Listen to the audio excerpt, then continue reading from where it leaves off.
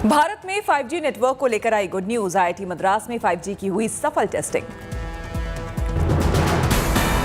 केंद्रीय मंत्री अश्विनी वैष्णव ने सोशल मीडिया पर दी जानकारी। पूरी तरह से भारत में ही डिजाइन और डेवलप किया गया है नेटवर्क।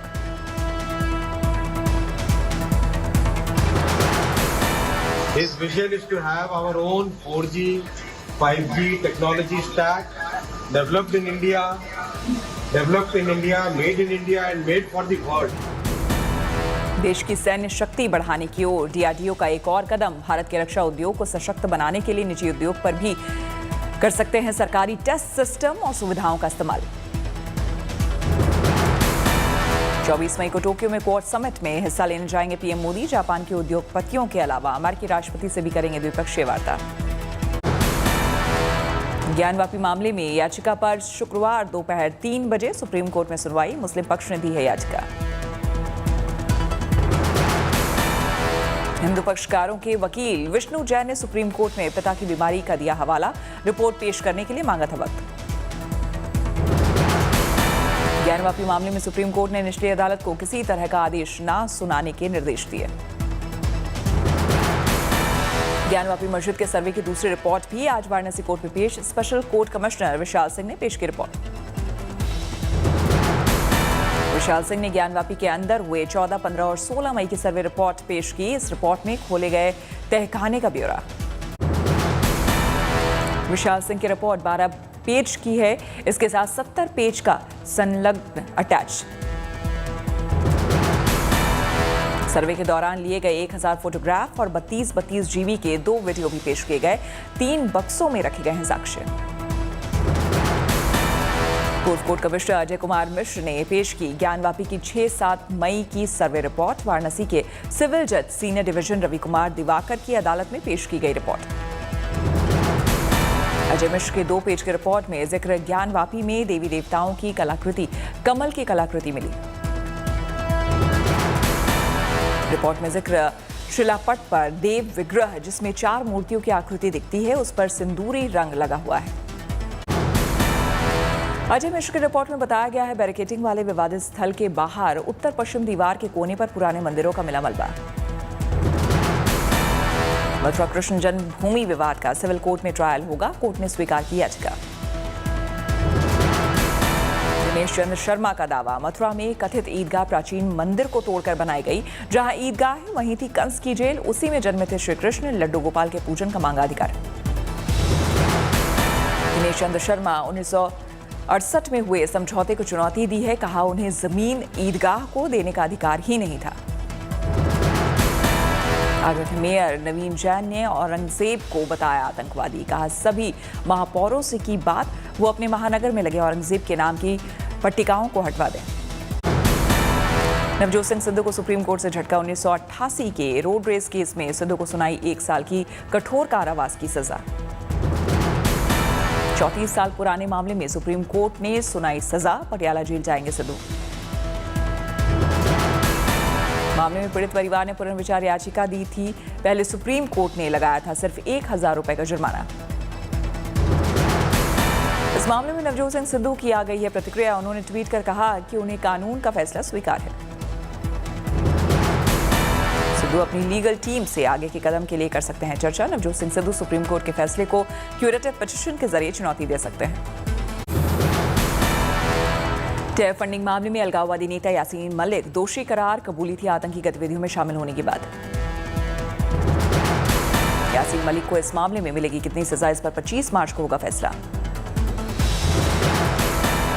बीजेपी में शामिल हुए सुनील जाखड़ जेपी नड्डा की मौजूदगी में हुए बीजेपी में शामिल होते ही सुनील जाखड़ ने साधा कांग्रेस पर निशाना। कांग्रेस से रिजाइन करने के बाद पहली बार हार्दिक पटेल ने की मीडिया से बात। बीजेपी ज्वाइन करने के सवाल पर बोले अभी नहीं किया कोई फैसला। पंजाब के सीएम भगवंत मान ने की गृह मंत्री अमित शाह से मुलाकात। ऑपरेशन ब्लू स्टार की बरसी से पहले पंजाब में अतिरिक्त सुरक्षा बलों की तैनाती की मांग। गृह मंत्रालय अर्धसैनिक बलों की 10 कंपनियां करेगा तैनात। दिल्ली यूनिवर्सिटी के 3 दिन के अंतर्राष्ट्रीय समारोह में शामिल हुए गृह मंत्री अमित शाह। कहा यूनिवर्सिटी में हिस्सा और वैचारिक लड़ाई नहीं बल्कि विमर्श और विचार पर काम करना चाहिए। युवा आइडियोलॉजी में संघर्ष की जगह, लड़ाई की जगह विमर्श को स्थान दें। जो श्रेष्ठ है वो अपने आप बाहर आ जाएगा। अमित शाह ने कहा, भले ही भारत विश्व भर में शांति का प्रतीक हो, लेकिन जब बात आंतरिक सुरक्षा और देश की रक्षा की आती है तो हमें मुंहतोड़ जवाब देना आता है।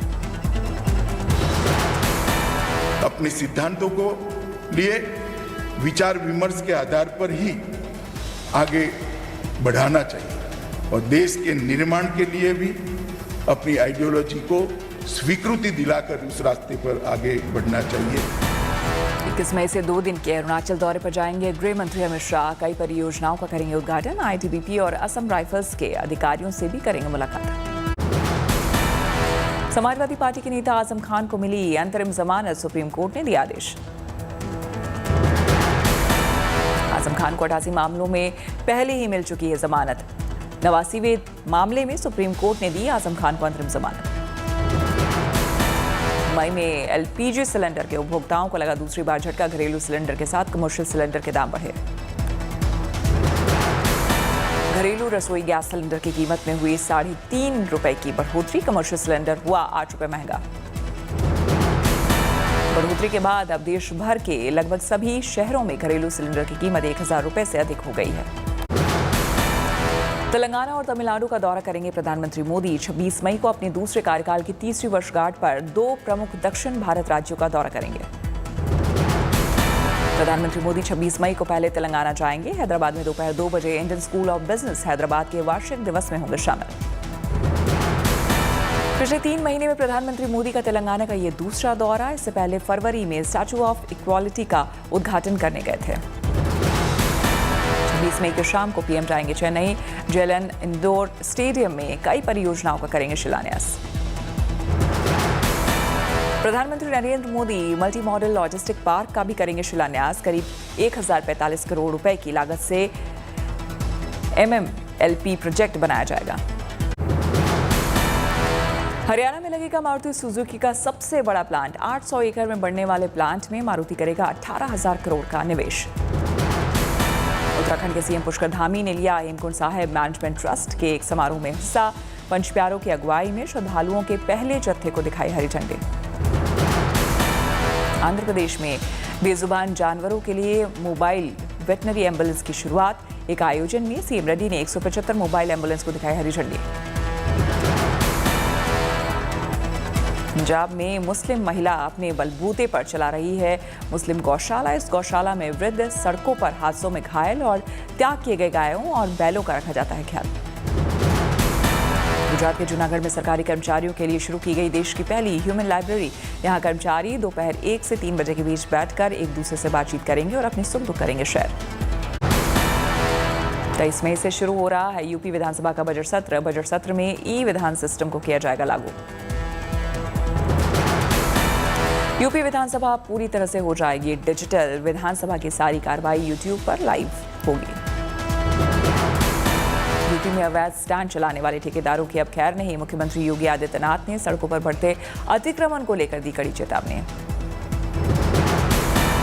अधिकारियों के साथ योगी आदित्यनाथ ने की बैठक। सड़क दुर्घटनाओं पर लगाम लगाने के लिए सड़क सुरक्षा का विशेष अभियान शुरू करने का दिया आदेश। तेलंगाना सरकार ने वित्तीय सहायता प्रदान करने और ड्राइवरों को सशक्त बनाने के लिए शुरू किया चालक सशक्तिकरण कार्यक्रम।